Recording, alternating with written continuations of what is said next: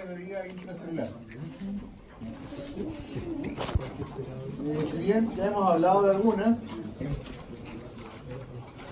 pero bacterias que en realidad pueden pasar ciclos de vida tanto extra como intracelular. Por ejemplo, la listeria, ¿se acuerdan de la listeria monocitógenes? Es una bacteria que puede vivir tanto fuera como dentro de la célula. Lo mismo, por ejemplo, la Escherichia coli enteroinvasora o la Salmonella y Shigella son bacterias que pueden invadir células, pero ellas esencialmente son de vida extracelular. Las bacterias que vamos a estudiar hoy día entonces son un poco parecidas a los virus en el sentido de que no van a poder multiplicarse estando fuera de la célula huésped. Necesariamente se van a multiplicar dentro de ellas. Las bacterias que vamos a estudiar entonces en este grupo son las Rickettsia, las especies de Rickettsia, también algunas Orientia y la Coxiella, pero una especie en particular de la Coxiella que es la Coxiella burnetii. Hay varias especies entonces de Rickettsia, Orientia, que producen cuadros clínicos muy parecidos. De otra manera no vale la pena establecer cuál es la especie que estaría relacionada, pero sí la especie que causa patología en el ser humano de importancia médica es la Coxiella burnetii. Estas bacterias van a vivir entonces dentro de la célula huésped y dentro del citoplasma. Ellas podrían, de manera bastante particular, algunas de ellas pueden invadir y desarrollarse dentro del núcleo, que es algo súper poco usual. Lo más característico es que las bacterias, cuando son o los microorganismos invaden la célula, lo hacen dentro del citoplasma.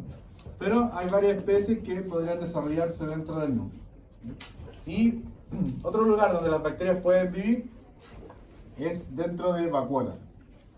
Las bacterias se van a encargar de ingresar dentro de la célula y permanecer vivas dentro de esta vacuola. Entonces esos serían los compartimentos dentro de la célula donde estas bacterias pueden desarrollarse. En el caso de que invadan el citoplasma, muchas de estas bacterias pueden ingresar por estimular procesos de endocitosis, en donde se va a formar el endosoma, va a ingresar esta bacteria dentro de este endosoma. Bueno, estas bacterias, hay que destacarlo, lo vamos a hacer de esa manera mejor, son todas bacterias de tipo Coccobacillus, son bastante pequeñitas y todos gram negativos. Por eso, ¿no es cierto?, creo que vale la pena utilizar el plumón rojo para indicar la presencia de esta bacteria. ¿Qué van a hacer? Si la bacteria va a vivir en el citoplasma, lo más probable es que esta bacteria comienza a secretar una serie de proteínas que le van a permitir escapar del ataque de los lisosomas, porque cuando se forma una vacuola, como lo es el endosoma, los lisosomas se van a unir a este endosoma, y si el lisosoma termina uniéndose con el endosoma, la bacteria que consiguió ingresar por esta vía, ¿qué le va a pasar? Va a terminar siendo degradada. Entonces la bacteria obviamente tiene que escapar de este ataque de la célula, y por lo tanto esta proteína que la propia bacteria secretó le permiten degradar esta cubierta del endosoma, y por lo tanto la bacteria termina viviendo feliz en el citoplasma. Una vez que alcanzó el citoplasma, se comienza entonces a multiplicar por el proceso de fisión binaria, y después podrían haber mecanismos que lleven a la bacteria finalmente a establecerse dentro del núcleo. En el caso de las bacterias que logran vivir dentro de vacuolas, va a ocurrir un fenómeno similar. Las bacterias van a gatillar fenómenos de endocitosis. Recuerden que no ingresan una bacteria por vez, podrían ingresar varias de estas bacterias gram negativas. El asunto es que estas vacuolas terminan fusionándose, por lo tanto cuando se fusionan varias vacuolas, el tamaño de la vacuola obviamente es cada vez mayor. Para llegar entonces a una vacuola de este tipo, esto se consigue porque la bacteria básicamente lo que está haciendo dentro de esta vacuola es multiplicarse. Ahora, ¿cómo llegó a establecerse dentro de esta vacuola? Piensen ustedes que acá va a ocurrir exactamente lo mismo. Los lisosomas van a intentar unirse a las vacuolas endocíticas, y el contenido enzimático de los lisosomas también podría degradar a las bacterias.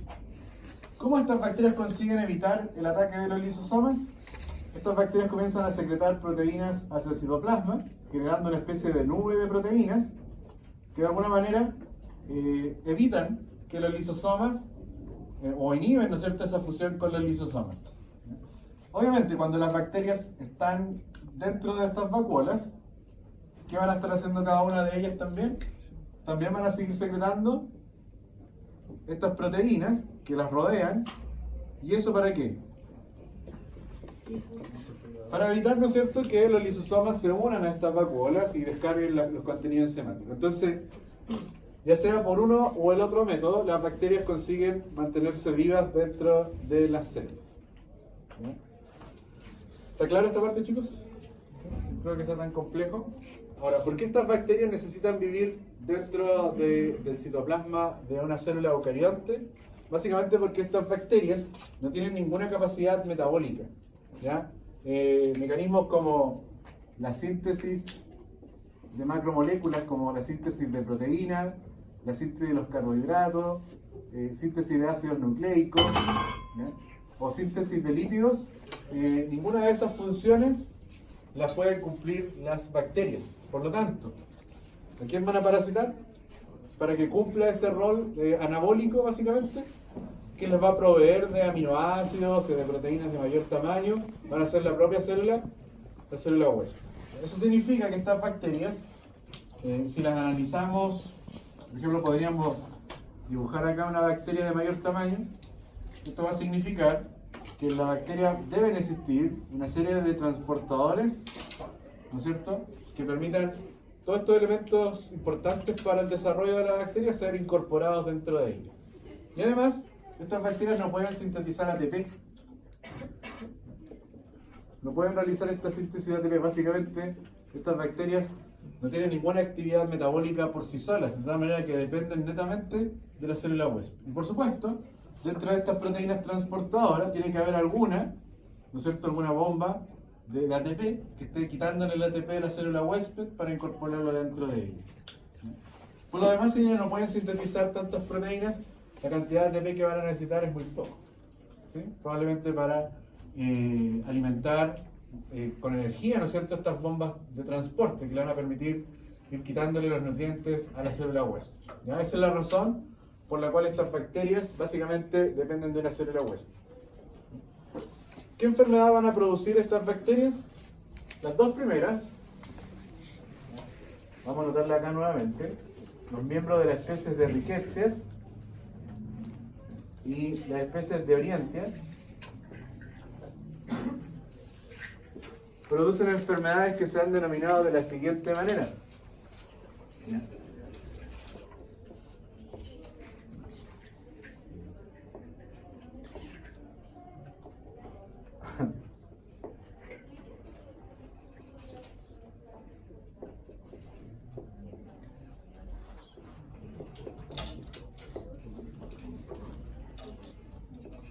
Las enfermedades serían fiebre de las montañas rocosas, fiebre manchada, ¿ya?, y el tifus, ¿ya? Por favor, acá voy a hacer un paréntesis muy importante. Por favor, no confundir el tifus, ¿ya?, no confundir esta enfermedad que estamos describiendo en este momento, que no tiene nada que ver con la fiebre tifoidea.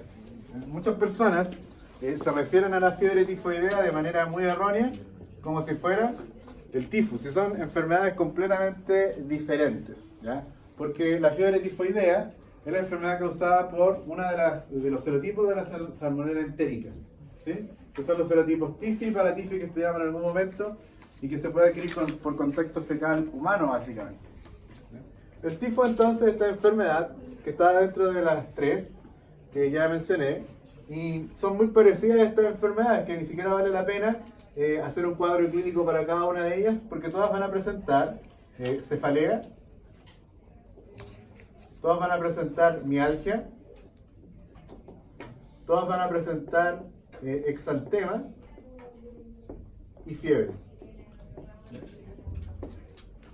Ese sería entonces el cuadro clínico de presentación de cada una de estas enfermedades, tanto para la fiebre manchada, como para el tifus, y para el fiebre de las montañas rocosas. Ahora, ¿por qué la denominación de fiebre manchada, creen ustedes? Por el exantema. ¿Ya? Precisamente eso es lo que le da el nombre a la enfermedad. Ahora, deducir por qué se llama fiebre de las montañas rocosas es un poco más complejo. ¿Ya? ¿Alguna idea?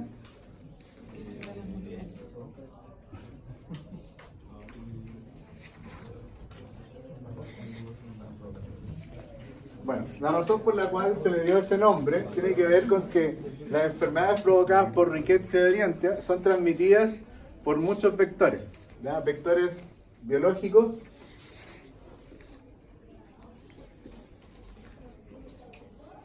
¿ya? Y estos vectores biológicos son variados. Podemos encontrar aquí a las pulgas, podríamos encontrar aquí a las garrapatas, y al piojo. De nuevo, la especie de piojo es el Pediculus humanus.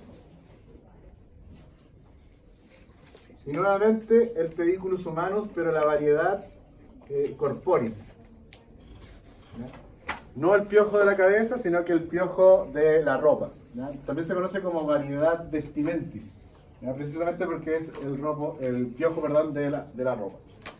Ahora, ¿por qué fiebre de las montañas rocosas? La verdad es que las montañas rocosas es un lugar de Estados Unidos y de ahí se describe por primera vez la enfermedad, y las personas que visitaban ese lugar volvían con la infección presentando los síntomas: cefaleas, mialgia, el exantema característico y la fiebre. Y esto estaba dado porque en ese lugar particular de Estados Unidos sufrían ataques por garrapatas, ¿sí? De tal manera que eran las garrapatas los que le habían transmitido la enfermedad. Ahora, los artrópodos que he mencionado aquí, pulgas, garrapatas y piojos, sirven solamente como vectores de tipo biológico. El reservorio de la enfermedad son animales, ¿ya? Animales mamíferos. Ese va a ser entonces los reservorios de estas bacterias. Los artrópodos van a servir entonces como vectores de tipo biológico. Por lo general van a transmitir la enfermedad cuando ellos se alimentan de sangre. Si ustedes lo piensan, el factor común que tienen estos artrópodos es que tanto las pulgas, las garrapatas y los piojos son agentes de tipo hematófago, ¿vale? Es decir, se alimentan de sangre. ¿Ya? Ese es como el factor común. Entonces ellos, estos artrópodos, al momento de picar al huésped, están inoculando también la bacteria. ¿Qué va a ocurrir en el caso de las garrapatas y los piojos? No necesariamente va a ocurrir la transmisión cuando ellos piquen, sino que se ha detectado, por ejemplo, si alguien tiene una herida en la piel y alguien aplasta la garrapata, por ejemplo, por casualidad al colocarse una ropa, qué sé yo, o al caerse, y hay una herida involucrada, también el contacto del contenido interno de la garrapata que fue aplastada y que tenga contacto con esta herida también podría involucrar la transmisión. Es más raro, pero puede ocurrir. ¿Ya? Y también hay que mencionar que las garrapatas, y exclusivamente las garrapatas, si ellas tienen, en el caso de las garrapatas hembras, si estas garrapatas tienen la infección en el interior, ellas pueden transmitir la infección a la descendencia. ¿Ya? Por lo general, las garrapatas, ¿no es cierto?, estarían libres de infección. Cuando las garrapatas adquieren la infección, cuando se alimentan de la sangre de un reservorio. Pero en el caso de las garrapatas, si se trata de una garrapata hembra que se alimentó de sangre de un animal reservorio, esa garrapata hembra que tiene el microorganismo va a tener crías, y esas crías también van a ser capaces de transmitir el microorganismo. En cambio, las pulgas y los piojos, para que ellos transmitan la enfermedad, van a tener que primero encontrarse con un animal reservorio, alimentarse previamente de la sangre de esos animales, transportar la infección y la transmitirían al ser humano en una nueva picadura. ¿Sí? No ocurre así siempre entonces con las garrapatas. ¿Cómo se va a explicar la sintomatología de estas enfermedades, que se caracteriza por la cefalea, la mialgia, el exantema y la fiebre? Se va a dar porque ¿dónde es inoculado este microorganismo? Por lo general va a ir al líquido extracelular de la célula, no necesariamente directo al capilar, pero si es en el líquido extracelular va a llegar a la linfa, y la linfa después va a desembocar finalmente en el aparato circulatorio. De todas maneras, si la bacteria es inoculada directamente en el capilar, la bacteria termina llegando de igual manera a la sangre. ¿Sí? Lo que va a ocurrir para explicar estos síntomas es que la bacteria primero se va a comenzar a multiplicar en la sangre. Piensen ustedes que la sangre es un caldo nutritivo para las bacterias, y las bacterias van a invadir inmediatamente el endotelio capilar, ¿sí? Las células del endotelio. Una vez que invadan las células del endotelio, la bacteria se comienza a multiplicar en el interior de la célula. ¿Y hasta cuándo lo va a hacer? Hasta que aquí ya no quede, ¿no es cierto? Si esto fuese una célula endotelial, esta célula endotelial va a quedar llena de microorganismos, y finalmente la célula termina cediendo, se rompe y se liberan nuevas bacterias. Entonces, ese rompimiento del endotelio capilar es el que va a explicar principalmente la presencia del exantema. ¿Sí? ¿Cómo se hace el diagnóstico de estas enfermedades? El diagnóstico se hace básicamente por el cuadro clínico, ¿ya? Y los antecedentes que ustedes pueden recolectar si es que la persona ha tenido contacto con ¿quién? Con los vectores, ¿ya? Eso es fundamental para poder hacer el diagnóstico. ¿Cultivos se podrán hacer? Ustedes han hecho cultivos de laboratorio, pero son cultivos que de medios donde no hay células, ¿sí o no? Entonces, la mayoría de los laboratorios de microbiología no cuentan con placas de células para permitir el crecimiento de estas bacterias, ¿sí? De tal manera que el cultivo se hace muy difícil, a no ser que ustedes tengan, o el laboratorio contenga cultivos celulares como de fibroblastos o células hepáticas, se pueden cultivar. Células cancerígenas también son que se cuidan en los laboratorios, pero principalmente los cultivos celulares se ocupan principalmente para investigación, de tal manera que los laboratorios de microbiología clínica no están aptos para el desarrollo de estas bacterias, ¿ya? Es bien raro que un laboratorio de microbiología de un hospital o de otro centro asistencial tenga un cultivo celular, porque es mucho más caro mantener eso, ¿ya? Y los casos también tienen una menor incidencia, entonces no se justifica que posean este tipo de diagnóstico. Ahora, chicos, si son bacterias de vida intracelular, ya que terminamos la unidad de inmunología, ¿qué tipo de respuesta inmune va a predominar aquí? CPH tipo 1, ¿ya? Pero el CPH es la molécula que estimula. ¿Cuál es la respuesta?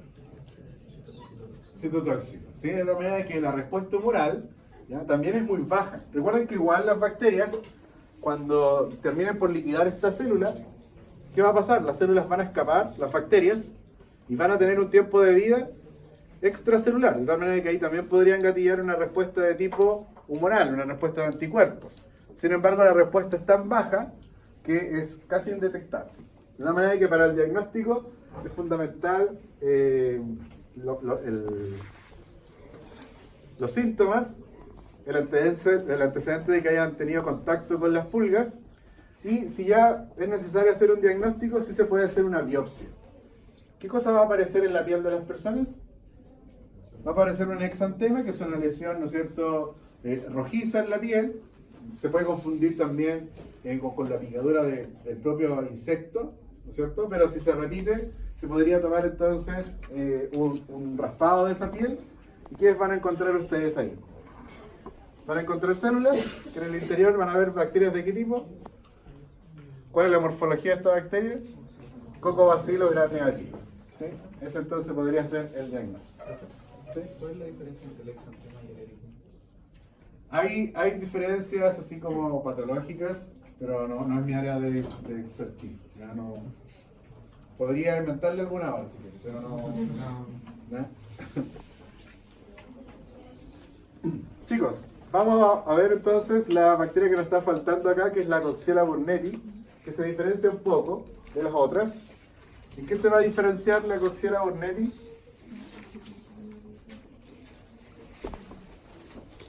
¿Qué cosa habíamos visto de las bacterias anteriores?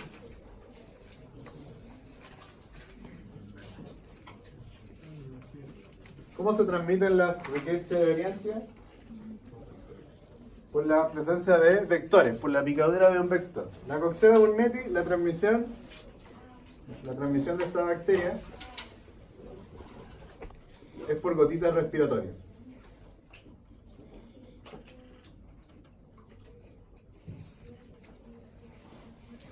De tal manera que aquí ya no hay, ¿no es cierto?, la presencia o la necesidad de un vector de tipo biológico. El cuadro clínico de la Coxiella burnetii se conoce como fiebre Q. Y en realidad las manifestaciones son similares de esta fiebre Q a una neumonía. ¿Se acuerdan cuando habíamos descrito el proceso patológico de la neumonía? ¿Qué ocurre? La bacteria va a llegar entonces a los alvéolos, los va a romper porque se va a multiplicar dentro de ellos. ¿Qué ocurre cuando se rompe una célula? Se libera histamina y se desencadena todo el proceso inflamatorio, de tal manera que los alvéolos de nuevo se llenan de líquido e impiden el intercambio gaseoso. ¿Ya? Eso es lo que va a ocurrir entonces con la Coxiella burnetii. De tal manera que los signos que ya habíamos descrito recién, que son la cefalea, mialgia, exantema, fiebre, rara vez aparece. Fiebre sí, claramente va a haber una infección de la manera que se va a ver fiebre. Pero el exantema característico que habíamos descrito para el cuadro clínico anterior, nada que ver. ¿Ya? Ahora, ¿de qué se diferencia la Coxiella de las otras bacterias? Es que esta Coxiella burnetii tiene dos formas vegetativas. ¿Ya?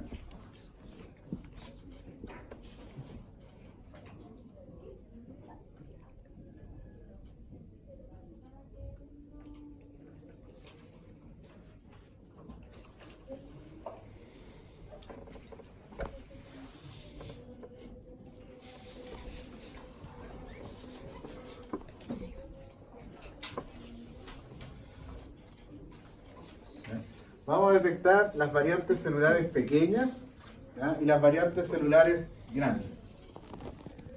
Estas son dos formas de la bacteria, dos formas de tipo vegetativas.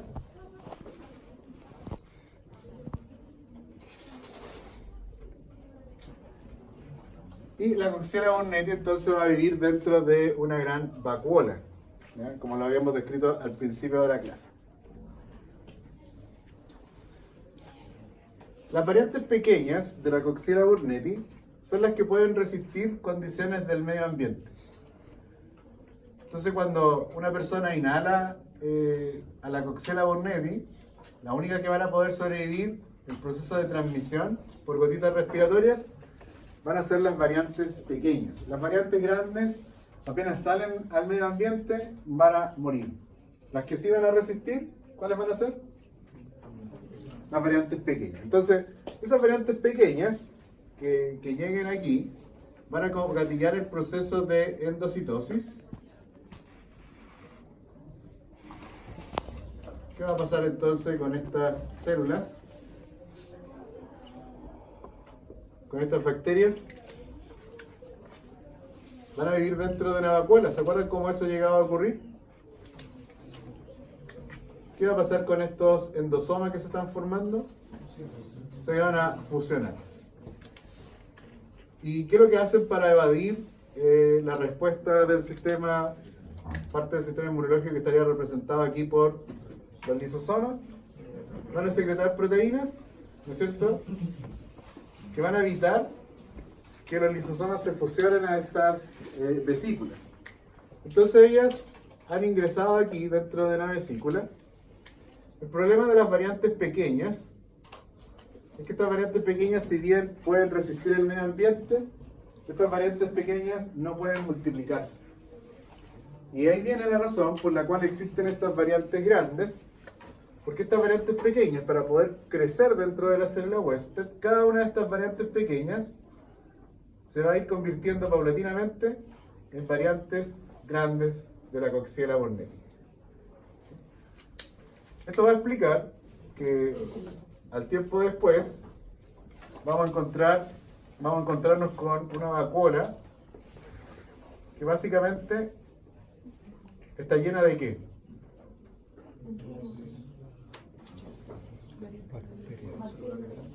De bacterias. ¿Pero qué variante de la bacteria? Las variantes grandes. Sin embargo, tenemos un problema. ¿Qué va a pasar con estas variantes grandes? No van a poder resistir las condiciones del medio ambiente. Por lo tanto, antes de que la célula explote para liberar nuevas bacterias hacia el exterior, ¿qué tienen que hacer estas variantes grandes? Cada una de las variantes grandes tiene que volver a transformarse, ¿en qué cosa? En una variante pequeña. De tal manera que cuando estas bacterias sean liberadas al exterior, lo que se esté liberando al exterior sean las variantes pequeñas que van a resistir vivir fuera de la célula huésped por un periodo de tiempo.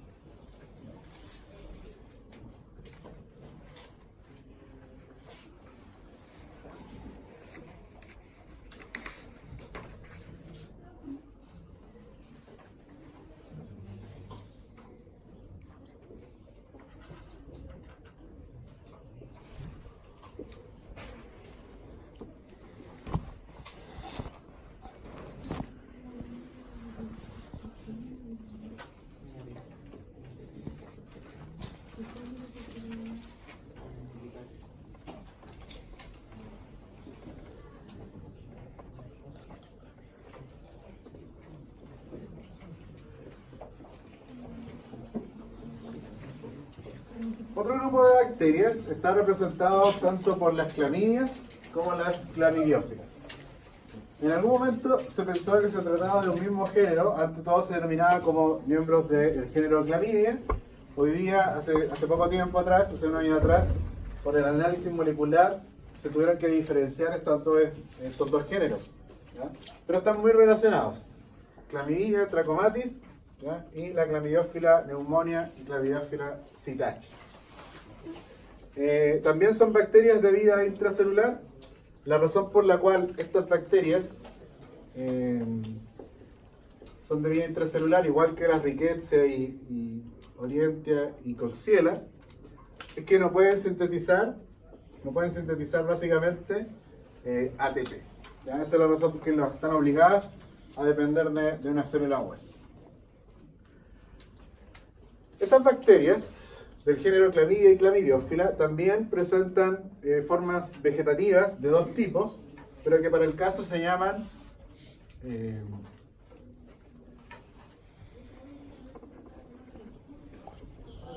cuerpos elementales y cuerpos reticulados.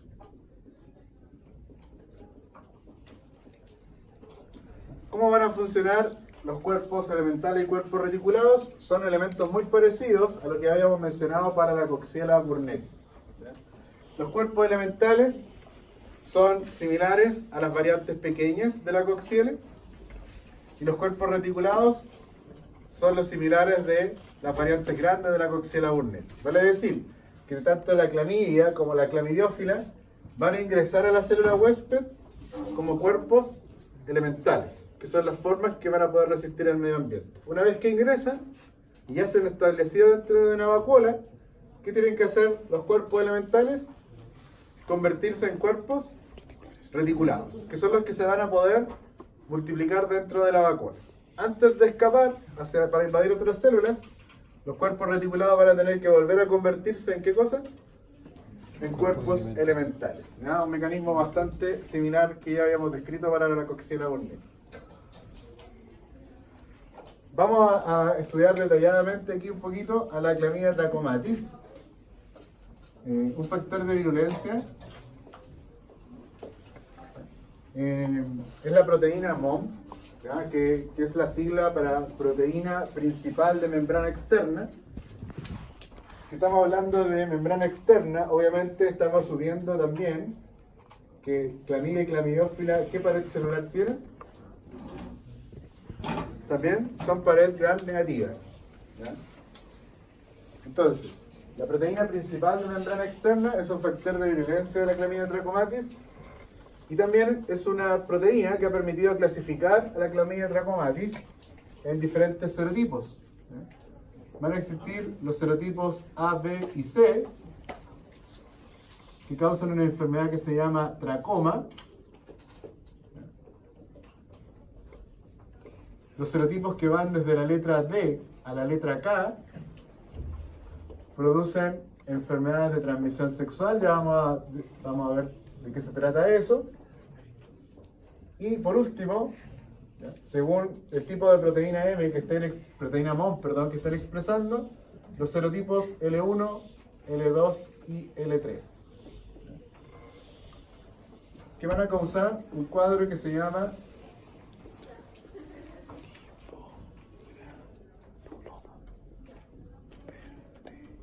linfogranuloma benéfico. Vamos entonces a describir primero el tracoma, que está causado por los serotipos A, B y C. El tracoma es una enfermedad que afecta al globo ocular, que en la mayoría de los casos se manifiesta como una conjuntivitis, ¿ya? Una inflamación entonces de la conjuntiva. La conjuntivitis, no sé si alguien ha padecido alguna vez de conjuntivitis, es un proceso bastante molesto. El principal síntoma es que se siente que cuando uno parpadea, como si uno tuviese arena en el ojo, ¿ya? Esa es como la sensación. El ojo se torna también, se ve inflamado, se va a ver de color rojo, y es bastante molesto, de tal manera que las personas, frente a esa situación, consultan de inmediato al médico. Y si consultan al médico, les va a aplicar entonces, ¿qué cosa?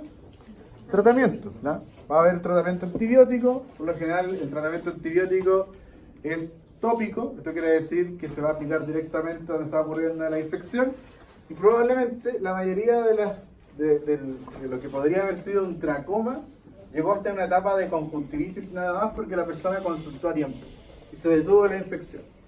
El tracoma es una enfermedad que comienza con una conjuntivitis pero que no ha sido tratada. En este caso, la enfermedad, si no se trata en esa etapa de conjuntivitis, va a progresar a lo que nosotros conocemos como el tracoma, en donde va a comenzar a afectar a todo el globo ocular y también al párpado, ¿ya? Lo más característico del tracoma es que los párpados se invierten, ¿sí? Las pestañas van a quedar orientadas hacia el interior del ojo, y finalmente, al estar parpadeando, porque es algo que no podemos evitar hacer, ¿no es cierto? Las pestañas que están orientadas hacia el interior terminan causando un daño mayor en la conjuntiva. Van a comenzar a raspar la conjuntiva y por supuesto es mucosa. ¿Y qué pasaba con la mucosa que está con algún tipo de herida? Eso se convierte inmediatamente en la puerta de entrada para otros microorganismos. Por lo tanto, la infección entramos en un círculo vicioso donde la infección se comienza a hacer cada vez más severa, ¿ya? Eso podría llevar finalmente a pérdida de algún grado de visión o a la pérdida finalmente del globo ocular si hablamos de una panoftalmitis, ¿sí? Una infección que afecta a todo el globo ocular. ¿Cómo se adquiere la clamidia trachomatis de los serotipos A, B y C? Por lo general es de forma accidental, ¿ya? Recuerden que la bacteria tiene dos formas: los cuerpos elementales y los cuerpos reticulados. Los cuerpos elementales son formas de la bacteria que pueden resistir el medio ambiente. No llegan a ser una espora, chicos, ¿ya? ¿Qué pasa con las esporas? Las esporas son formas de resistencia que pueden vivir años, ¿ya? Los cuerpos elementales no llegan a ser tan resistentes cual una espora, ¿ya? Por eso no se clasifican de ese tipo, por eso no se mencionan así, ¿ya? Si bien tienen un grado de resistencia, no es igual que una espora. Entonces, estos cuerpos elementales podrían estar en el medio ambiente y de manera accidental llegar al ojo. ¿Cómo se le ocurre que algo de manera accidental pueda llegar al ojo? Al refregarse los ojos, ¿no es cierto? Si alguien tocó la superficie que tuviese cuerpos elementales, podría la misma persona llevarse ese material a los ojos. ¿De qué otra cosa más, o de qué otra manera podría llegar algo a los ojos? El uso de lente de contacto puede ser, ¿sí? Manipular, por ejemplo, tierra y después de nuevo llevarse a los ojos, o cuando entra algún objeto extraño al ojo, ¿ya? Que pueda estar contaminado. Una mosca que se pose sobre nuestro ojo podría ser la forma en que lleguen estos cuerpos elementales a la conjuntiva.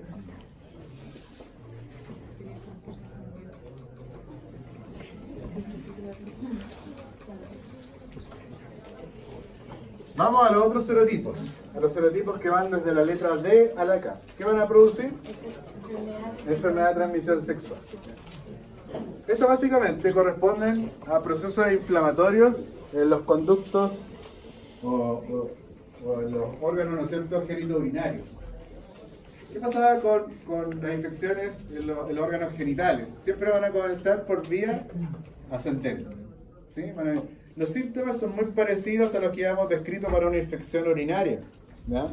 Donde lo que se va a manifestar es ardor al orinar o al mantener relaciones sexuales, incontinencia o esa sensación de estar constantemente queriendo orinar, o incluso después de haber orinado, seguir con la sensación de que se tiene ganas de orinar todavía. A pesar de que hemos orinado, todavía tenemos esa sensación. ¿Qué cosa nos va a llevar a sospechar de una clamidia trachomatis de este grupo? Estamos hablando, chicos, de bacterias, ¿de qué tipo? Intracelulares. Por supuesto que si alguien tiene esos síntomas, probablemente alguien podría sospechar a una infección por Escherichia coli. ¿Qué vamos a hacer? Vamos a tomar una muestra, vamos a solicitar un urocultivo que se va a sembrar en agar sangre y medio McConkey, y resulta que lo único que va a crecer en el agar sangre son bacterias de la microbiota. Y en el McConkey probablemente no va a crecer nada. ¿Sí? Entonces los cultivos probablemente el laboratorio los va a informar como negativos. ¿Sí? En ese caso, si los síntomas persisten, obviamente nosotros podríamos ponernos ya en alerta de que estamos frente a una bacteria de vida intracelular. ¿Cómo se hace el diagnóstico? También las pruebas serológicas son poco confiables, porque si son bacterias de vida intracelular, la principal respuesta del sistema inmune, ¿cuál va a ser? Células citotóxicas. Los anticuerpos entonces son muy bajos para producir reacciones positivas. ¿Recuerdan que hace unas clases atrás hablábamos sobre métodos como la inmunofluorescencia indirecta? ¿Sí o no? O la otra que mencionamos es el test de ELISA. ¿Qué estoy detectando yo con estas pruebas? Estoy detectando la presencia de anticuerpos que van a estar ¿dónde? ¿En el suero o en el plasma de la persona? Pero resulta que esta es una bacteria de vida intracelular, por lo tanto, si bien van a haber anticuerpos, la respuesta es muy baja. Por lo tanto, la mayoría de las pruebas de detección de la clamidia, para saber con certeza que estamos frente a una clamidia, el diagnóstico se hace a través de PCR. Chicos, no confundir PCR con PCR.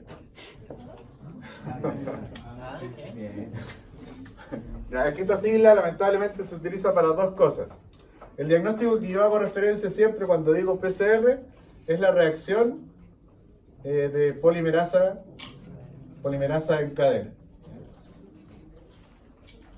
Hay otro examen de laboratorio que lamentablemente también se llama así, que es la proteína C reactiva.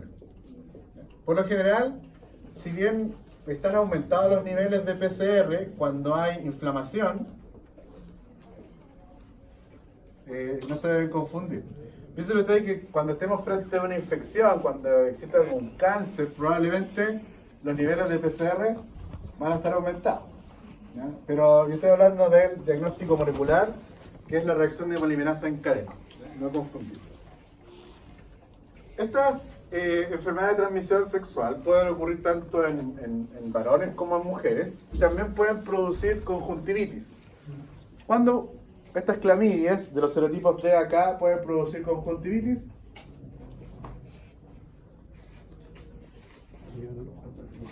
¿ah?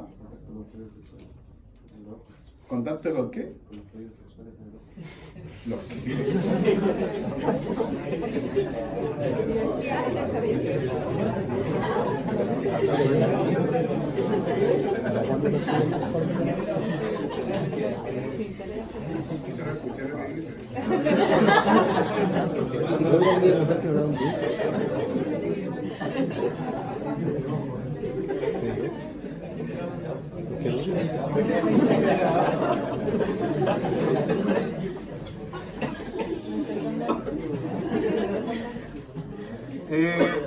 No sé lo que dijo el compañero, pero es bastante fácil que infecciones que estén en los genitales, la propia persona toque sus genitales y después lo lleve a su propia conjuntiva. ¿Sí? ¿Era eso lo que dijo? Eso dijo.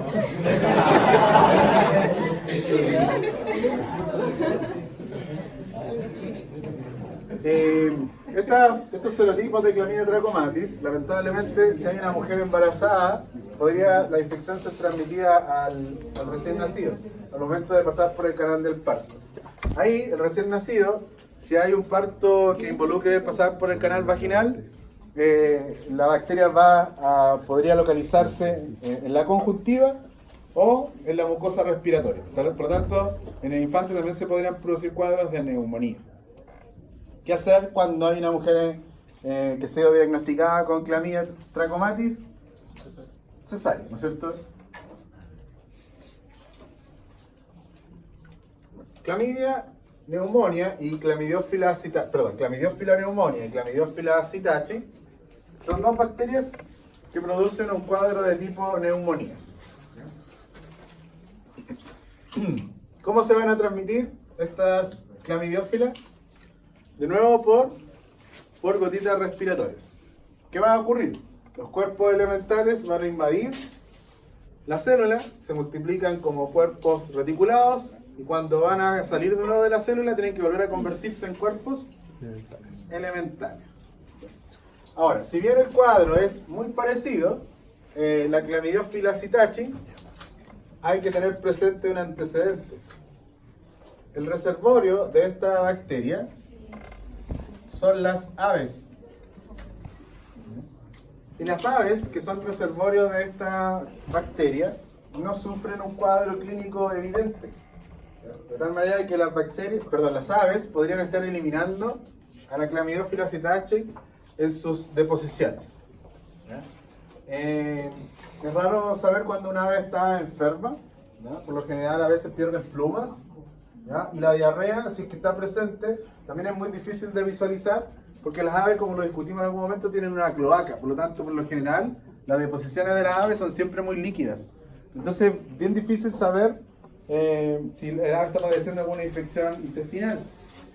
De todas maneras, las personas que tienen mayor riesgo de contraer una neumonía o una citacosis, como se le conoce en la enfermedad, son las personas que han tenido contacto con estas aves.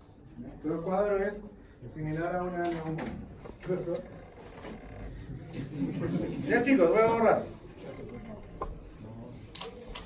¿Van a sacar fotos o algo, no? ¿O borro no? El modelo.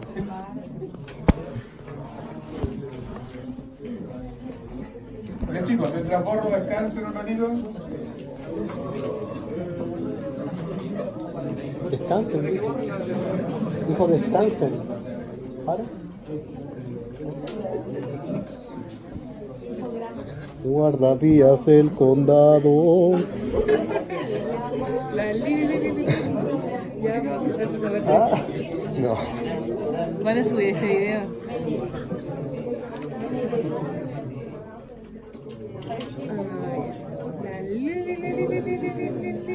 Que no me llega internet, me da rabia. Que me llega H+. Y ya.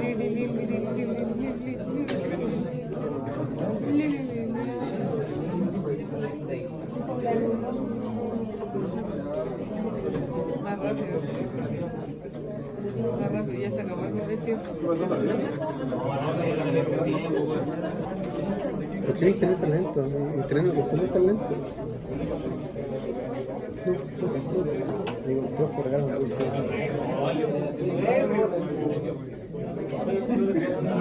descarga. Ya, no, ya era. Canta mejor. Canta bonito.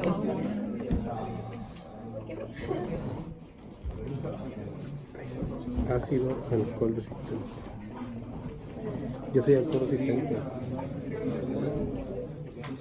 Sí chicos, vamos a hablar de las bacterias que se denominan ácido alcohol resistente. ¿Ya? Esta es una pared celular diferente a lo que ya hemos estado estudiando.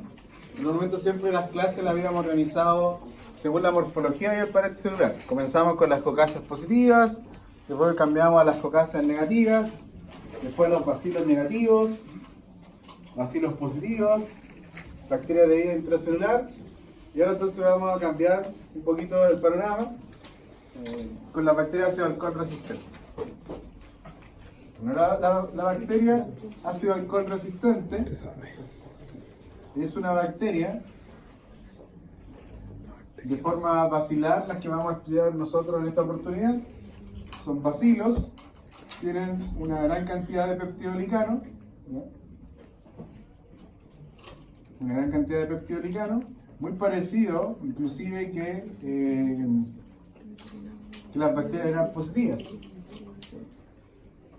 Pero este peptidoglicano, en lugar de estar anclado a la membrana plasmática por los ácidos teicoicos, estas bacterias tienen otro tipo de lípidos que la ancla, ¿ya? Que es el ácido micólico. ¿Ya? Este lípido de pared celular está presente y corresponde aproximadamente al 70% de la pared celular. Está presente en una gran cantidad y forma una especie de cera alrededor de la bacteria, lo cual hace que estas bacterias no puedan ser teñidas con la tinción de Gram característica. ¿Ya? Este lípido que ancla básicamente el peptidoglicano, ¿ya? Es el ácido micólico. Entonces este ácido micólico representa aproximadamente el 70% de la pared celular de estas bacterias. ¿Ya? ¿Cuáles son las bacterias que pertenecen a este grupo? Son las bacterias del género Mycobacterium. Existen dos especies de importancia médica, que son el Mycobacterium tuberculosis y el Mycobacterium lepra. Evidentemente ya pueden deducir cuáles son las enfermedades que vamos a analizar ahora, ¿ya? Vamos a hablar de tuberculosis y de lepra.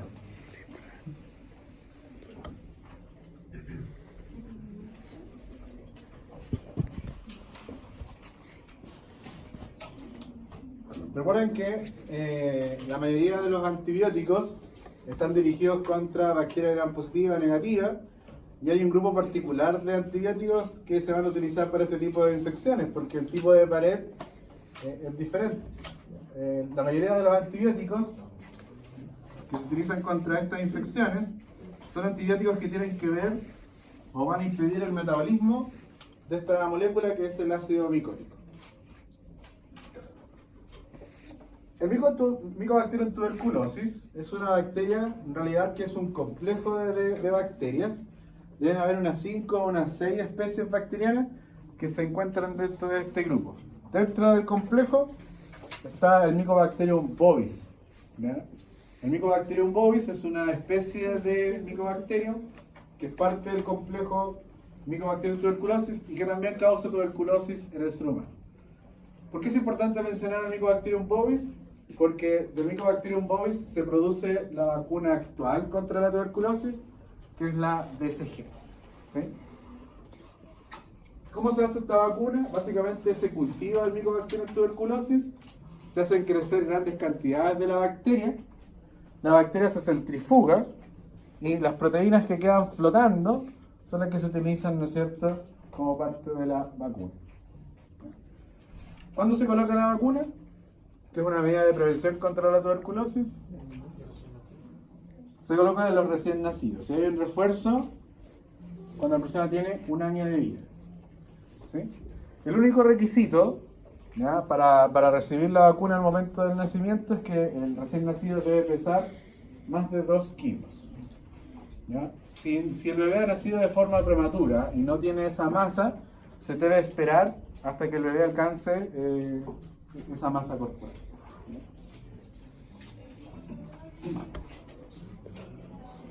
Bueno, el Mycobacterium tuberculosis normalmente se entiende. Es una consulta en cuanto a los refuerzos que acaba de nombrar. Por ejemplo, en la polio tenía 3 o 4 refuerzos. ¿De qué depende que las vacunas tengan que tener más refuerzos? Ah, interesante pregunta. ¿Les interesa eso, chicos, no? Sí. Esto no tiene nada que ver con... Chicos, esto no tiene nada que ver con Mycobacterium. Vamos a hacer un paréntesis bien así, bien grotesco acá. Pero una pregunta que se repite con bastante frecuencia, chicos. Vamos a hacer acá unos gráficos. Me queda checa la línea y eso que es cuadriculada la pizarra. ¿Ya?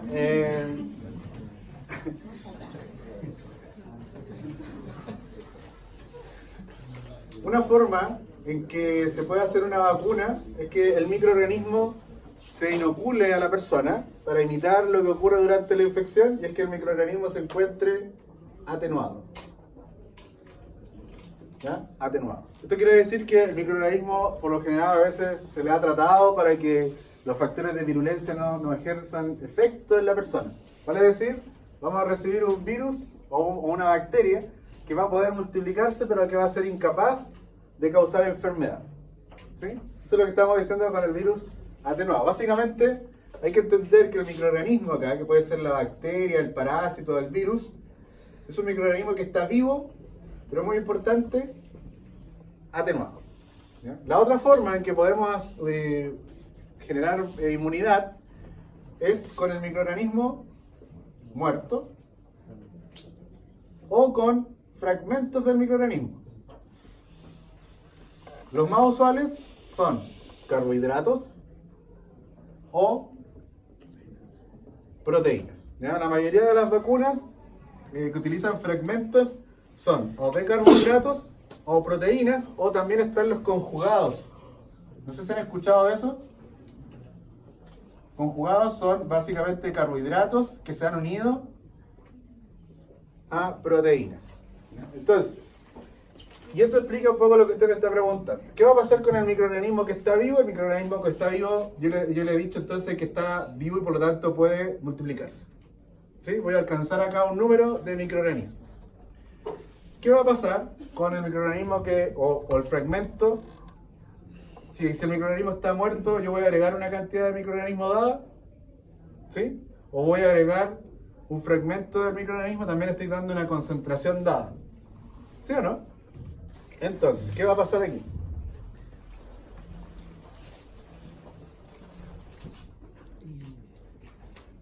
Hay que tener presente que el sistema inmune adquirido tiene memoria.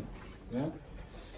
Cuando yo doy una cantidad de microorganismos, probablemente yo inoculé esta cantidad, ¿no es cierto?, de microorganismo vivo, ¿no es cierto? Esto podría haber comenzado ahí. Esa fue mi cantidad que yo agregué. ¿Sí? Esa fue mi dosis de microorganismo. Pero ¿qué hizo el microorganismo atenuado que está vivo? Puede crecer en el organismo. ¿Sí? Aumentó la cantidad de microorganismos que yo inoculé, porque el microorganismo todavía está vivo. Por lo tanto, eso va a gatillar una respuesta inmunológica que va a ser igual de severa que la cantidad de microorganismos que yo he inoculado. ¿Sí? Por lo general, las vacunas que introducen microorganismos vivos atenuados son de una única dosis. ¿Ya?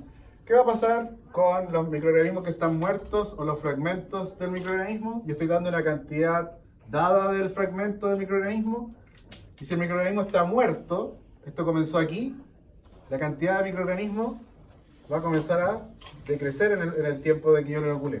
Lo mismo va a pasar con proteínas o carbohidratos. Si yo inoculo una cantidad de proteínas, lo más probable es que las proteínas y los carbohidratos vayan siendo degradados por mi organismo, por lo tanto la cantidad va decreciendo.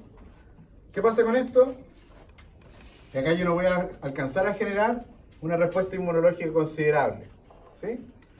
Pero ¿para qué sirven las otras dosis? Porque yo voy a agregar la misma cantidad de microorganismo vivo o la misma cantidad de proteína o de fragmentos que también siguen decreciendo. Pero acá yo dependo de qué cosa? De la memoria. Si yo me enfrento en una segunda dosis con la misma proteína, con el mismo microorganismo, la respuesta al principio ya no es la misma.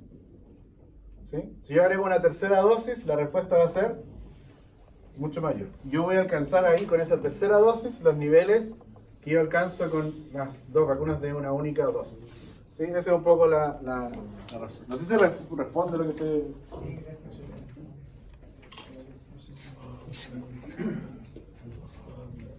Volvamos entonces, chicos, a la tuberculosis. Se entiende que la tuberculosis se transmite principalmente por gotitas respiratorias. ¿Ya? Y es la forma en que usualmente se transmite la enfermedad, pero ojo que también se puede transmitir por alimentos. O sea, se ha visto que ha habido transmisión de tuberculosis por ingerir leche no pasteurizada. ¿Ya? También puede haber contacto con secreciones, ¿ya? O un corte, un accidente dentro de los servicios asistenciales. ¿Ya? También podría generar de transmisión de tuberculosis, incluso por vías sexuales posible. Pero de todas maneras, a pesar de que existen todas estas posibilidades de transmisión, la vía de transmisión más importante para la tuberculosis es la vía respiratoria. ¿Qué gotitas van a ser las más importantes a considerar en la transmisión? Son las gotitas que tengan menor diámetro. ¿Sí? Gotonas de saliva que precipitan rápidamente al suelo no tienen ningún interés porque básicamente no alcanzan a ingresar al aparato respiratorio de otra persona. Son las gotitas estas que se producen sobre todo al toser o al estornudar, las que se diseminan y que podrían traer, si bien pocos microorganismos, pueden causar enfermedad en otra persona. Se considera que los miembros de este complejo, el Mycobacterium tuberculosis, es uno de los más infecciosos, porque bastaría solo una bacteria para transmitir la enfermedad. ¿Qué va a ocurrir con el Mycobacterium tuberculosis? El Mycobacterium tuberculosis va a llegar al tejido respiratorio, a los alvéolos, a las vías respiratorias bajas. Inmediatamente va a ser reconocido por los macrófagos tisulares. Por lo tanto, cuando se encuentre con los macrófagos del pulmón, ¿qué van a hacer con este Mycobacterium tuberculosis? Lo van a fagocitar. El asunto es que el Mycobacterium es fagocitado, va a quedar dentro de un fagosoma, pero el Mycobacterium tuberculosis va a degradar al fagosoma. Por lo tanto, a pesar de que fue fagocitado, el Mycobacterium tuberculosis va a escapar de los lisosomas. Por lo tanto, el Mycobacterium tuberculosis, esta bacteria alcohol resistente, va a comenzar a multiplicarse dentro del macrófago. Por lo tanto, esta bacteria, ya que es una bacteria nucleada, va a expresar, ¿qué cosa? ¿Qué tipo de CPH? Un CPH tipo 1. ¿Qué va a gatillar esto? Este macrófago infectado está dando una clara señal de que ahora es una célula infectada. Por supuesto que algunos macrófagos podrían llevar esta presentación hacia los linfonodos rápidamente y van a comenzar a aparecer más células, principalmente células citotóxicas. Y precisamente esto es lo que estaba esperando el Mycobacterium tuberculosis. Porque para cuando llegan las otras células, el Mycobacterium tuberculosis ya ha crecido tanto que rompe la célula infectada y comienza entonces a invadir las células que han llegado para defender el proceso. Por lo tanto, estamos hablando de células que llegaron, células que están infectadas, células que van a seguir señalando que aquí algo está ocurriendo de manera intracelular. Por lo tanto, ¿qué va a pasar? Van a seguir llegando más células. Van a seguir llegando entonces más células que están siendo engañadas. ¿Por qué? ¿No es cierto? No pueden controlar la infección. Las células que están infectadas en este momento, el Mycobacterium va a terminar saliendo de ellas y van a infectar a las que llegaron nuevamente. De manera que el organismo se encuentra en una situación donde no puede controlar la infección, que es la infección del Mycobacterium tuberculosis. La única opción que comienza a quedar sobre esta masa de células es que alrededor de esta masa de células se forme tejido fibroso. ¿Sí? Una gruesa capa de tejido fibroso. Este es un recurso bastante utilizado por nuestro organismo para aislar elementos extraños. Frente a eso, ¿ya? Muchas personas en la infección de tuberculosis llega hasta este punto porque esta masa de tejido fibroso termina por matar todo lo que está aquí dentro. Y esto paulatinamente se va a ir reemplazando, ¿no es cierto? Esto va a ir siendo degradado paulatinamente y la persona que se infectó de tuberculosis, si su estado inmunológico es inmunocompetente, la persona va a haber desarrollado esta estructura y ni se enteró que padeció la infección de tuberculosis. Entonces la mayoría de los casos de tuberculosis ni siquiera las personas los perciben porque el propio sistema inmunológico, frente a este mecanismo, termina erradicando la enfermedad. El principal problema con esta estructura que acabo de graficar para ustedes es lo que le da el nombre a la enfermedad, precisamente esta estructura, que es la masa celular rodeada de tejido fibroso, es lo que se llama como tubérculo. Y la mayoría de las personas, como la mayoría de los casos, la infección ocurre por inhalación de gotitas. El tubérculo se forma, ¿dónde en una primera instancia? En el pulmón. ¿Ya? Entonces le decía, las personas inmunocompetentes, la infección llega hasta aquí, quizás nunca tuvo síntomas, nunca se dio cuenta que tenía la infección, y el propio sistema inmunológico ayuda a erradicar al microorganismo. De hecho, la vacuna también ayuda bastante a que el proceso se forme bastante bien. El problema va a estar en las personas que tengan algún grado de inmunosupresión. ¿Qué creen que va a pasar? Esto, ¿no es cierto?, no se va a formar con plenitud, no va a ser suficiente formar la cubierta de fibrosa, y esto se puede romper, ¿sí? Y el rompimiento de esto, obviamente, genera dos posibilidades. Las bacterias son liberadas hacia la sangre, o las bacterias que rompen un tubérculo siguen liberando bacterias ¿hacia dónde? Hacia otros alveolos. Con la formación de un nuevo tubérculo, ¿a dónde? ¿Dónde se va a formar si las bacterias fueron liberadas de nuevo hacia el aparato respiratorio? En el pulmón. Se van a seguir formando nuevos tubérculos en el pulmón. Y ahí van a aparecer los síntomas característicos de la tuberculosis pulmonar, que es la tos, pero la tos con sangre, ¿no es cierto? Va a haber flemas, ¿no es cierto?, con sangre. Otro síntoma característico de la tuberculosis pulmonar es la fiebre. Por lo general la fiebre las personas la presentan de manera nocturna. En general la mayoría de las infecciones, las personas suelen padecer más la fiebre en la noche, porque probablemente en el día están pensando en otra cosa, están distraídas en otros eventos, que básicamente la fiebre suele ser un proceso que las personas lo perciben más en la noche. ¿Ya? Las personas van a estar decaídas, ya no van a querer, no van a sentir apetito, por lo tanto también va a haber una baja de peso, y desnutrición va a generar un círculo vicioso de nuevo en donde el sistema inmunológico cada vez se va haciendo más débil. ¿Ya? Chicos, tienen unas caras.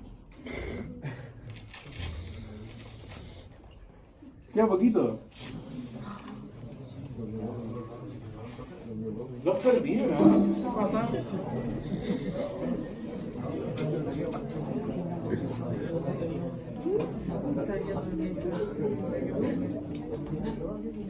Falta la lepra.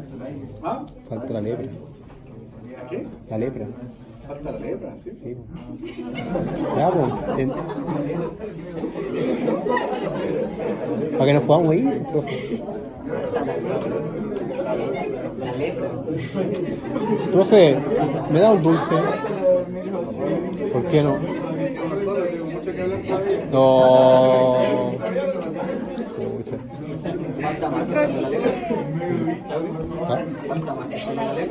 ¿Están bien, chicos, o no? Que me daba una fricción seguir.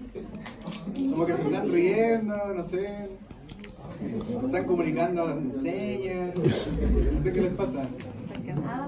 Por eso no hablan, porque se están comunicándose por señas. Ahora lo entiendo todo.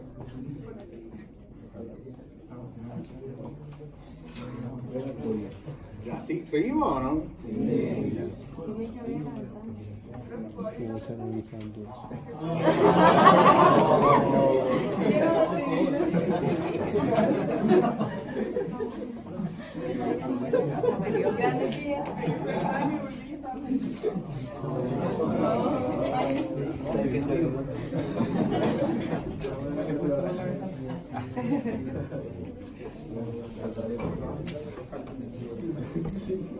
No solamente falta la lepra, faltan las bacterias atípicas. Oh.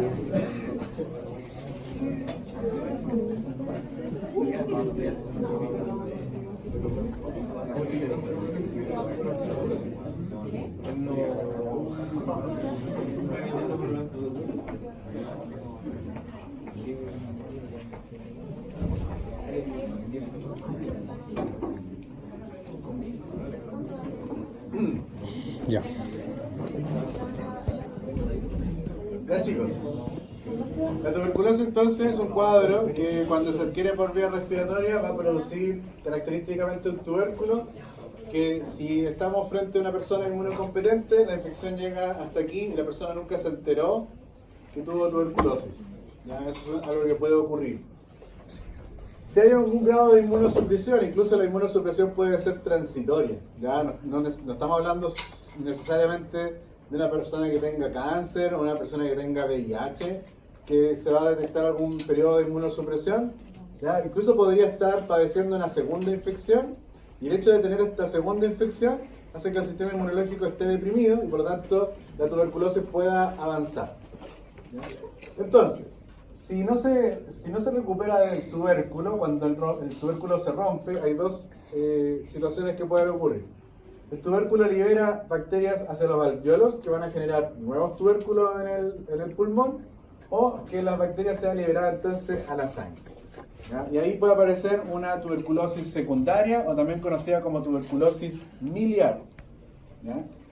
Se han detectado tubérculos en otros sitios. ¿Ya? Piensen, ¿qué es lo que era el tubérculo? Primero es un macrófago infectado que va a llamar a otros macrófagos que terminan siendo encapsulados en tejido fibroso. Por lo tanto, si el Mycobacterium se va hacia otro sitio anatómico, este tubérculo que hemos descrito para el pulmón se podría formar en otros órganos. Se han descrito tubérculos en diferentes órganos como el hígado, el riñón, los ovarios, la piel inclusive. ¿Ya? Incluso muchas personas el periodo de tuberculosis respiratoria no lo perciben y solamente van a consultar cuando existan, ¿no es cierto?, problemas en otros órganos. ¿Ya? Y ahí es que se van a dar cuenta que habían adquirido la tuberculosis. Ya hablamos sobre la prevención. El diagnóstico, la verdad es que es bastante variado. Cuando hay tuberculosis respiratoria, el examen es la baciloscopía, que consiste en solicitar un pollito del paciente. Ese frotis, ¿no es cierto?, ese esputo, se va a hacer un frotis que se va a teñir con la técnica de Ziel-Nielsen, que es esta técnica que yo les contaba en algún momento, que se calentaba la muestra y luego se teñía con fucsina. Por lo tanto, el Mycobacterium se va a ver de color fucsia en la preparación. La baciloscopía es un procedimiento rápido, sin embargo requiere de un buen ojo clínico a la hora de observar el frotis, y la muestra se va a dar negativa solo hasta cuando se haya recorrido todo el frotis del microscopio, campo por campo, y no se haya encontrado entonces nada. Ahora, una baciloscopía que da positiva por la presencia de un solo Mycobacterium en el frotis ya es suficiente para dar el diagnóstico como positivo. Una baciloscopía negativa, ¿ya? Una baciloscopía negativa va a depender ahora del cultivo. ¿Ya? Ese mismo esputo con el cual se hizo el frotis, ¿ya?, se va a sembrar en medios especiales.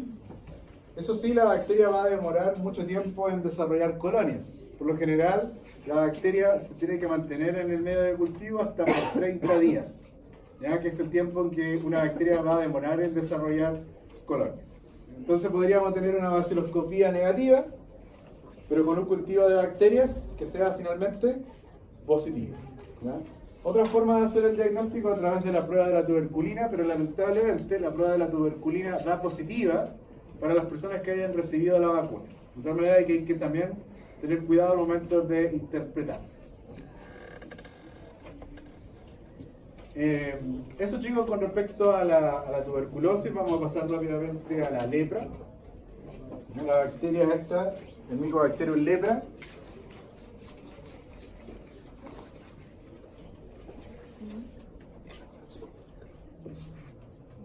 es una bacteria que va a invadir células. También tiene un comportamiento de tipo intracelular.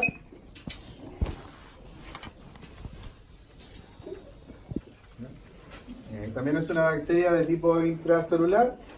Va a invadir principalmente terminaciones nerviosas de tipo sensitivas y también las células de la piel. En la primera etapa de la lepra, las personas pierden la sensibilidad, ¿ya?, porque la bacteria está destruyendo las terminaciones nerviosas. Y también la bacteria multiplicándose dentro de esas células hacen que la piel comience a perder despigmentación. Esa sería como la primera etapa de la lepra cuando se ha adquirido. ¿Ya? Finalmente, la lepra comienza a avanzar y la piel, que es la zona donde principalmente habita el microorganismo, se comienza a arrugar. Las personas que tienen lepra y tienen una lepra avanzada llamada lepra lepromatosa, por lo general tienen un aspecto envejecido. ¿Ya? Un mito de la lepra es que las personas dicen que cuando tienen lepra, no sé si lo han escuchado, a lo mejor estoy mal influenciándolos con esto, pero bueno, un mito de la lepra es que les dicen que las personas que son leprosas se le cae la piel. Eso es, ¿habían escuchado eso, no? Ya, eso es falso, porque en realidad lo que ocurre es que las personas que tienen lepra pierden la sensibilidad. ¿Ya? Y al momento de perder la sensibilidad, eso puede provocar que si tienen una herida, esa herida ya no les duele. Por lo tanto, al no doler esta herida, la herida comienza a avanzar y evolucionar, y eso podría significar que las personas, esta herida infectada tiene que ser, ¿no es cierto?, finalmente amputada. ¿Sí? La lesión se tenga que remover de esa manera. Pero eso de que se cae la piel, la verdad que es falso. ¿Sí? Pero la herida avanza porque no se cicatriza. No se cicatriza, no hay tratamiento. Ahora, si la persona consulta a tiempo, por supuesto que tiene una buena opción de que eso no tenga que ser amputado. Pero que sientan dolor desencadena que se cicatrice. ¿Cómo? Que sientan dolor desencadena que se cicatrice la herida, por lo tanto si no hay dolor no cicatriza. ¿Eso me lo estaba diciendo o me lo estaba buscando? No tiene nada que ver. No. El hecho de no sentir dolor es que la persona podría no poner atención a esa herida. Por lo tanto, producir otras infecciones secundarias, y eso puede llevar, por ejemplo, a necrosis en la piel, y que eso termina siendo amputado, sobre todo si son en las extremidades. ¿Me entiendes, no? No con la pérdida de la sensibilidad. Ahora, la lepra tiene una forma de transmisión que se desconoce hasta ahora. ¿Ya? El Mycobacterium lepra es bastante sensible a la temperatura, de tal manera que es muy difícil que la lepra se transmita por gotitas respiratorias. ¿Ya? Porque es muy sensible a la luz solar y a estar fuera del ambiente en donde vive. ¿Ya? De tal manera que por vía respiratoria es muy raro que ocurra. Sin embargo, chicos, se han encontrado a la bacteria en la mucosa respiratoria. Se ha encontrado la mucosa respiratoria y eso por supuesto que hace suponer que una de las formas de transmitir, ¿cuál sería? Por vía respiratoria. ¿Ya? No hay evidencias de que la enfermedad se transmita por contacto con personas leprosas. ¿Ya? También hay como una especie de psicosis colectiva con respecto a la lepra, de que por estar con contacto con una persona que tenga lepra se va a transmitir, pero es poco probable porque de nuevo, la lepra, ¿no es cierto?, el Mycobacterium lepra es muy sensible a estar fuera del huésped. De tal manera que la transmisión de la lepra todavía es o sigue siendo un misterio. ¿Ya? Todos estos conocimientos que ya tenemos sobre la lepra hace con que sea completamente injustificado la presencia de recintos especiales para los leprosos, como en algún momento existieron. ¿Ya? De hecho, en nuestro país, la isla de Pascua tenía un centro para aislar a las personas que tuvieran lepra, pero en realidad, con lo que sabemos actualmente de la lepra, es completamente injustificado. ¿Sí?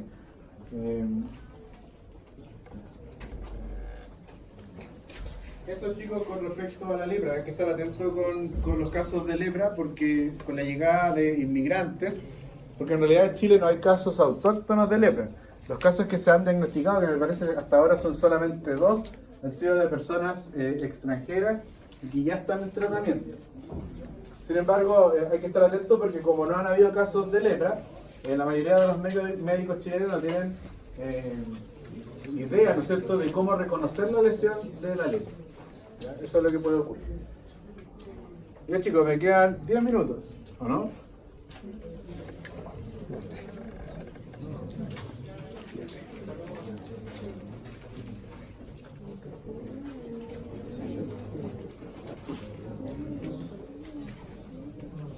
Por último, chicos, vamos a hablar de las bacterias atípicas. ¿Qué es lo que las hace atípicas?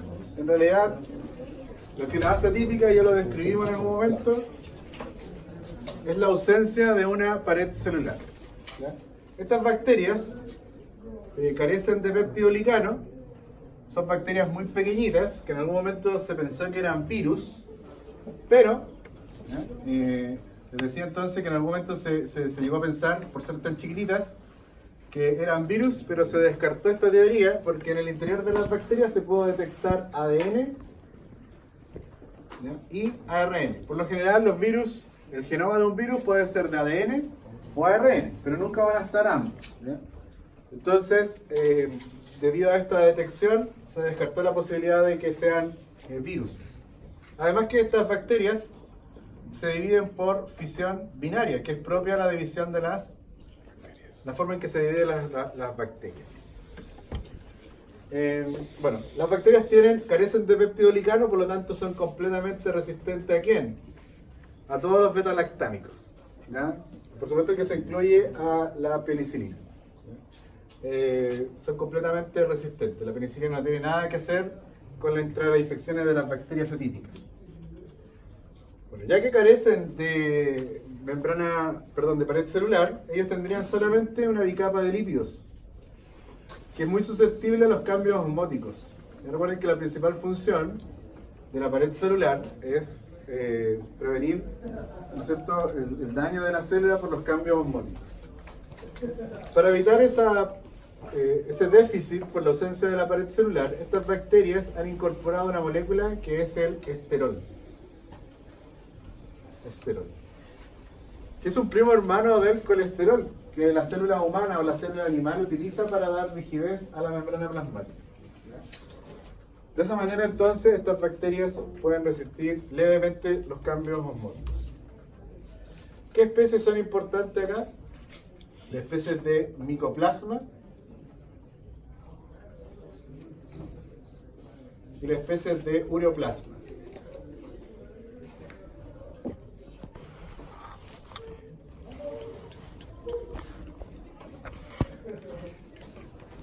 ¿Cómo causan daño estas bacterias en la célula? Todavía es un misterio, ¿no? Se desconocen los mecanismos de patogenicidad.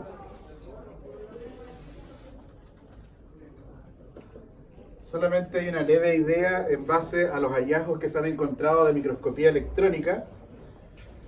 Se han visto, por ejemplo, microvellosidades a través de la microscopía electrónica, y que las bacterias, estas bacterias que son el micoplasma o el ureoplasma, si bien son de vida extracelular,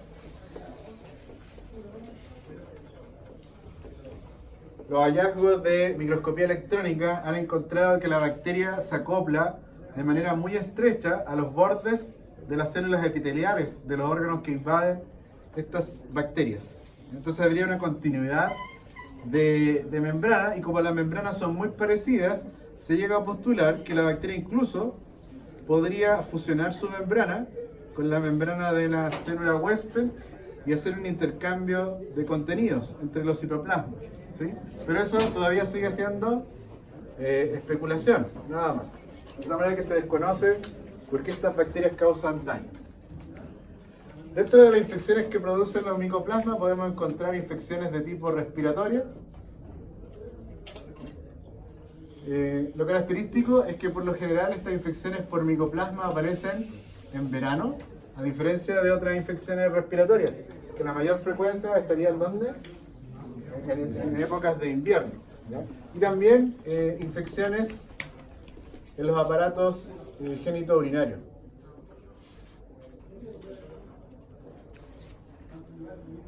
Que donde la especie de micoplasma también produce. Bueno, un dato interesante del micoplasma, alejándonos un poco de la clínica, es que el micoplasma, como es una bacteria muy pequeñita y tiene el genoma también más pequeño de los procariontes, entonces es la bacteria que ha sido utilizada para generar organismos completamente sintéticos. Vale decir, un micoplasma de laboratorio se le ha extraído el ADN y se le ha incorporado un cromosoma que ha sido completamente insertado en el laboratorio. ¿Cómo los autores de ese trabajo comprobaron que efectivamente era un genoma sintético hecho en el laboratorio?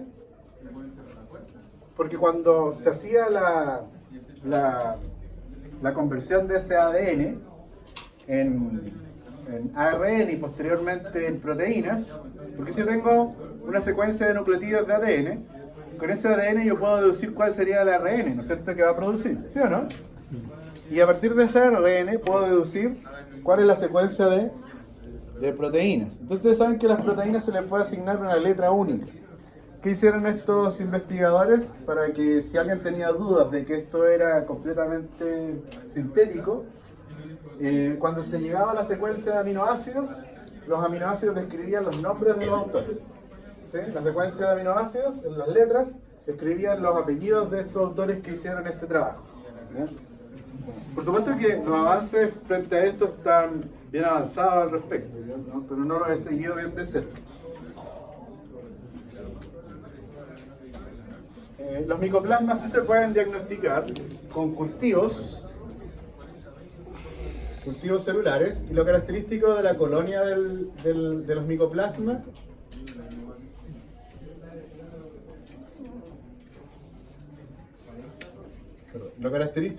del micoplasma es que las bacterias suelen excavar en el medio de cultivo. Van a crecer entonces haciendo como una especie de cavidad dentro del agar. Por lo tanto, si observamos la placa desde arriba, las colonias del micoplasma se van a ver como un huevo frito. ¿Sí? En esta zona donde es más profunda, se ve como una especie de huevo frito mirada desde arriba. Ya chicos, esos son los contenidos para la prueba.